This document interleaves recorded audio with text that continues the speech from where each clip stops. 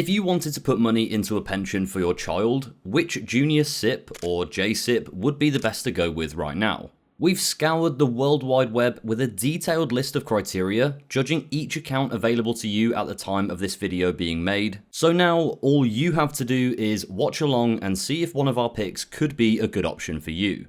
Couple of boring bits to get out of the way. This is not financial advice and I am not a financial advisor. We are simply giving you publicly available information to help you decide for yourself. And as always, your capital is at risk when investing.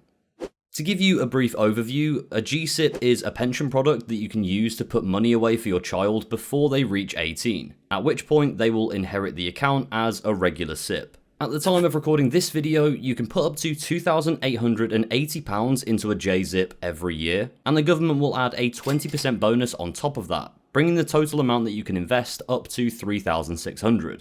Inside a JZ, all the returns that you make are completely free from tax, as they would be in a regular SIPP, and your child can currently gain access to the money when they reach 55, but this is going up to 57 in 2028. So, with all of that in mind, what are some of the best lil SIPPs that you can use today? Fidelity are a leading option as they don't charge any annual fees at all for opening or using a baby SIPP on their platform at the time of recording. Given the lack of Junior SIPP accounts out there, charging no account fees was always going to be a big factor in our decision. And to be honest, even if there were hundreds of options, it would still have had a huge impact on our judgment. If you were to invest solely into mutual funds, you wouldn't pay any trading fees either, meaning you could use a Fidelity Junior Sippy Cup without giving the platform any money at all, though of course the fund fees will still apply. Their trading fees for other investments like ETFs and shares are set at £7.50 for online deals, but this also can be reduced down to £1.50 per trade again if you invest via a regular savings plan. Then any other trades will cost you £7.50 each time. Not only are Fidelity the cheapest junior SIPP on the market due to not charging an account fee and having the potential to reduce or eliminate your trading fees entirely, they also have the lowest minimum investment on our list of £20 a month. And that's not the only thing that makes Fidelity one of the most accessible accounts on the market, as when using their Junior SIPP, you can invest into thousands of funds and shares either on desktop or through their mobile app. Junior accounts are clearly something that Fidelity pride themselves on, as they actually don't charge account fees on any of their junior accounts. So if you're looking to open multiple accounts for your children, Fidelity are certainly a broker to consider. Up next are AJ Bell, who charge a very competitive 0.25% annual fee if you invest into funds inside your JSIPP.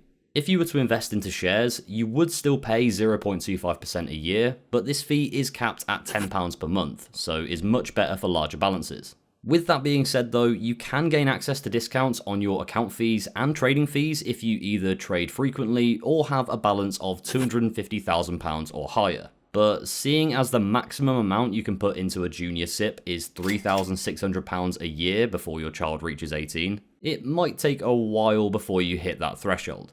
AJ Bell's trading fees are similar to Fidelity's if you were to regularly invest with the latter, as you'll pay £1.50 for funds dealing and £5 for shares dealing. But as I mentioned before, if you trade 10 or more shares per month, this fee does come down to £3.50 per share.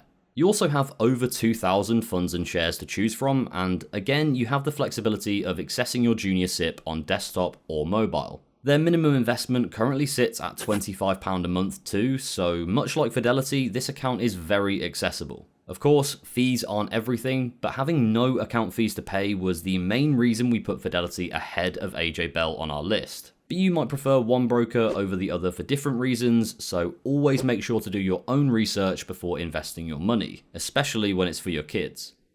We also looked at BestInvest SIPP Junior and decided to include them in this video, as they usually have a £10 minimum account fee per month on their SIPP products, meaning you'd pay at least £120 a year, and that's before you've even funded the account. Thankfully though, this particular fee doesn't apply to their notorious JSIPP, meaning you only need to pay their general account fees, which at the time of recording are 0.2% a year if you invest into either US shares or their ready-made portfolios, and 0.4% if you invest into funds or UK shares. Their fee structure is also similar to AJ Bell's, as they offer discounts on balances over the £250,000 and £500,000 mark, and they even go one step further, offering zero account fees on balances over £1 million. In terms of trading fees though, you will be paying a fairly steep £4.95 when you buy UK shares, but there are no fees for buying US shares and no fees for buying funds either. However, there does seem to be a reason for that. The annual fee doubles from 0.2% to 0.4% when you invest into funds, so this is likely to cover the trading fees on those. And then for the US shares, BestInvest have a pretty high FX fee of 0.95%, allowing them to not charge additional trading fees. For UK shares, you're paying both the higher annual fee and the flat trading fee of £4.95, so that's definitely something to consider if you only invest into UK companies individually. Also, there is a minimum investment of £50, which is the highest of all the brokers will cover, making them a little less accessible than the two we've talked about already. Then you have Hargreaves Lansdown, who charge a 0.45% annual fee for their JSIPP Guardiola, but this is capped at £200 a year if you invest into anything but mutual funds. If you invest into mutual funds, then the annual fee is no longer capped, but it does come down as your portfolio grows. However, again, this fee only starts to drop off at the £250,000 mark, so unless your child starts to put a lot of money into the account when they inherit it as a regular SIPP at 18, this could take a while. Where Hargreaves Lansdown suffers compared to the others though is in its trading fees, as there is a flat £5.95 fee per trade on ETFs, shares, bonds, gilts and investment trusts, and this fee cannot be reduced by investing regularly, unlike the accounts we've seen before. If you solely invest into index funds though, then you won't be paying any trading fees whatsoever, but you won't have that £200 per year cap on your annual fee, so just be wary. You do have the option of opening the account with a minimum investment of £25 or more if you set up via a monthly direct debit, making it pretty accessible. However, you would need to invest £100 as a lump sum if you didn't want to do this. The appeal of Hargreaves Lansdown mainly comes from their reputation though, as they're one of the largest brokers in the UK. Inevitably, some people will value this a lot, so if that's high on your priority list, HL could be the platform to choose. We've mainly judged these accounts based on their fees, as this is a huge factor that needs to be taken into account. When you think about it, a yearly fee of even 0.25% can make a massive difference to your investment over a long stretch of time. So trying to find an account that reduces this figure as much as possible is always a good place to start.